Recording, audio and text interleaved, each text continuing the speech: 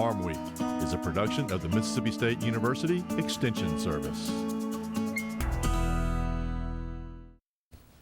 Today on Farm Week, we have two feature stories for you. You've heard about gluten-free foods. Find out why most of the people who buy them don't necessarily need them. In our Southern Gardening segment today, Gary Bachman shows us some raised beds which are attractive and easily watered. In our first feature story, Mississippi State University's Edam cheese. It's entered its 76th-year production, and its popularity doesn't show any sign of slowing up. Professor Herzer had gone to a national dairy conference, and he approached his former teacher and he asked him, says, "What can I do to bring honor to Mississippi State?" And his professor told him, "Make the best Edam cheese possible."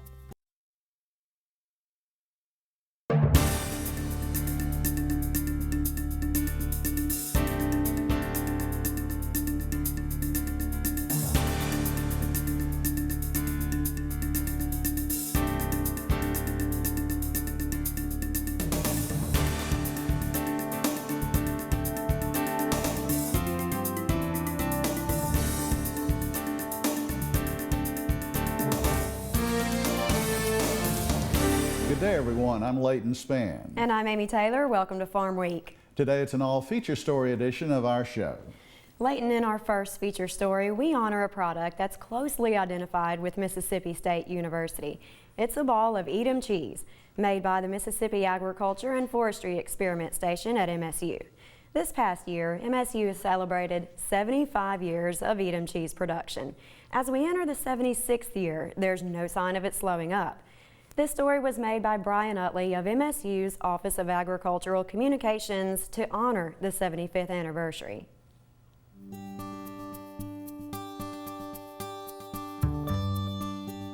In 1938, Professor Herzer had gone to a national dairy conference, and he approached his former teacher and he asked him, says, "What can I do to bring honor to Mississippi State?" And his professor told him, "Make the best Edam cheese possible." So Professor Herzer contacted the Vodster brothers in East Holland.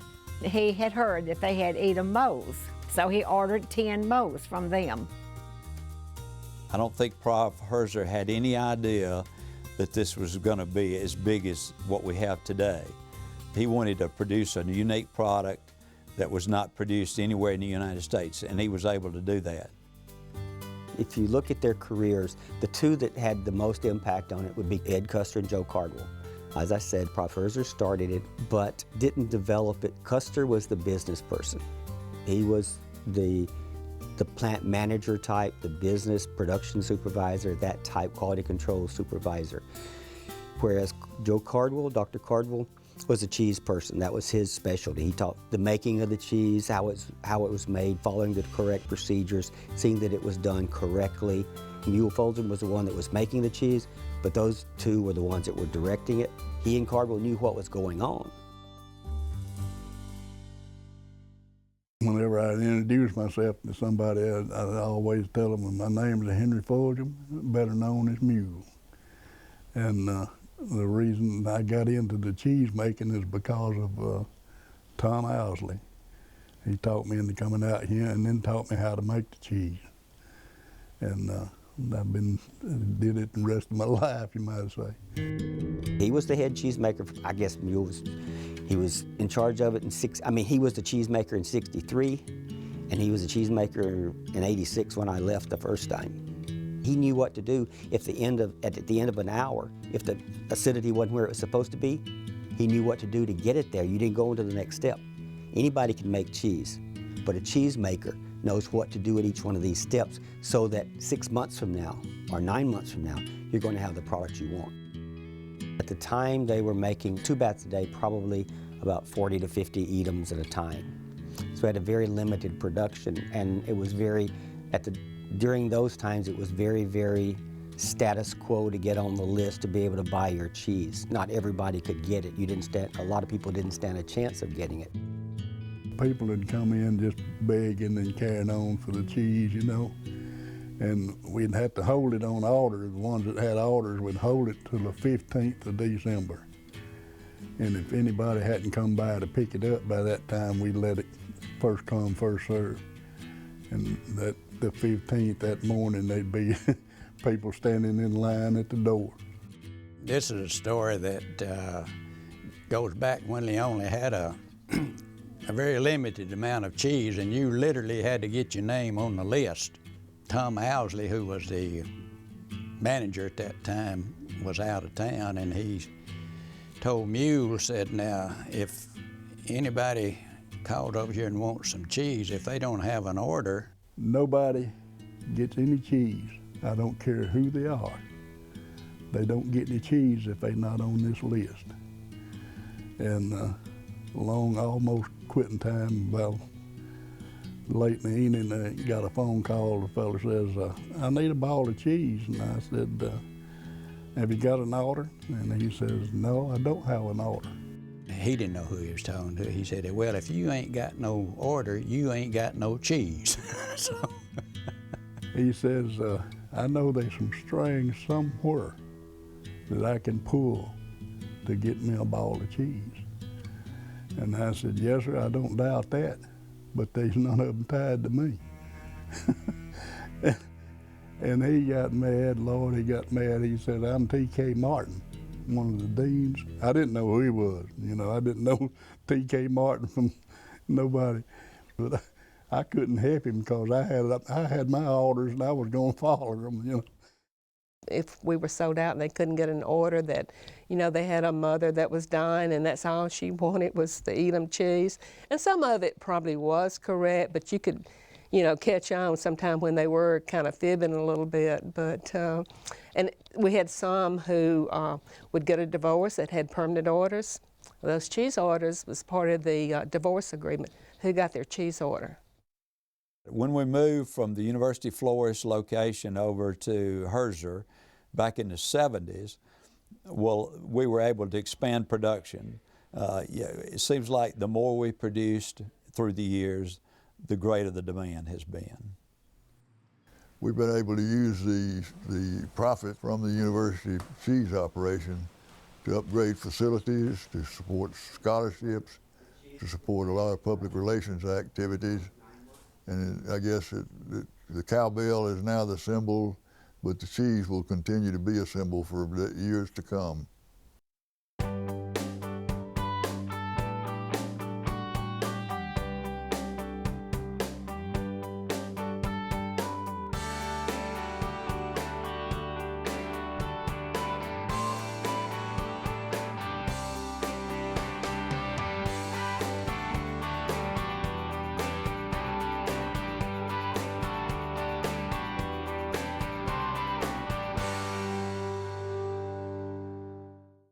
We're very proud of what we're doing and the quality of the product and the huge popularity. We sell our cheese products to all 50 states. And so many people come from all over this state just to get a ball of cheese or one of the many cheese items that we have here. People that like Mississippi State like products that come from Mississippi State. It's made from the milk that we produce on our own dairy farm. And we think we have expertise in production of this product.